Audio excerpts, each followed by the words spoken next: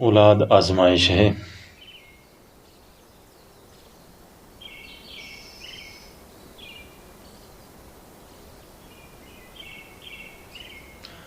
حضرت عمران بن حدیر ابی مجلس سے روایت کرتے ہیں، فرماتے ہیں کہ جب دجال آئے گا تو لوگ 3 جماعتوں میں تقسیم ہو جائیں گے۔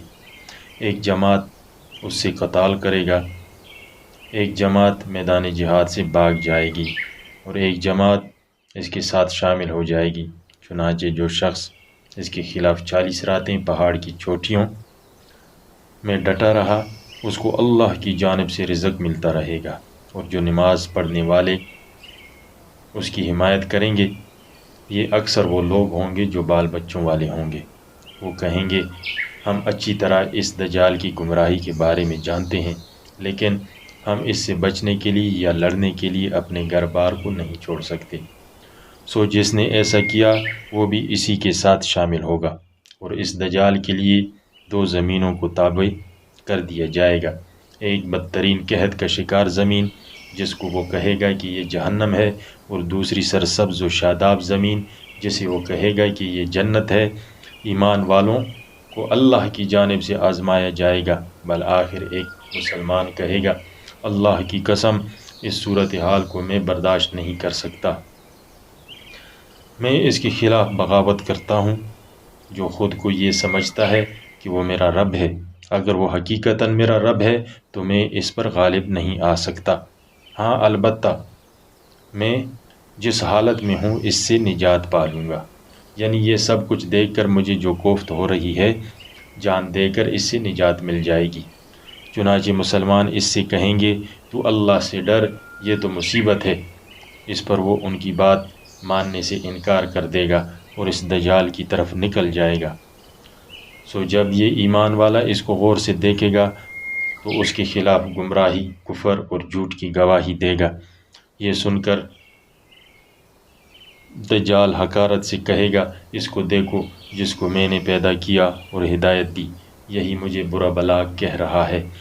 لوگوں تمہارا کیا خیال ہے کہ اگر میں اس کو قتل کر دوں پھر زندہ کر دوں تو کیا تم پھر بھی میرے بارے میں شک کرو گے؟ تو لوگ کہیں گے نہیں۔ اس کے بعد دجال اس نوجوان پر ایک وار کرے گا جس کے نتیجے میں اس کے 2 ٹکڑے ہو جائیں گے، پھر اس کو دوسری ضرب لگائے گا تو وہ زندہ ہو جائے گا۔ اس کے بعد اس ایمان والے کے ایمان میں اور اضافہ ہو جائے گا، اور وہ دجال کے خلاف کفر اور جھوٹ کی گواہی دے گا، اور اس نوجوان کے علاوہ دجال کو کسی اور کو مار کر زندہ کرنے کی قدرت نہیں ہوگی۔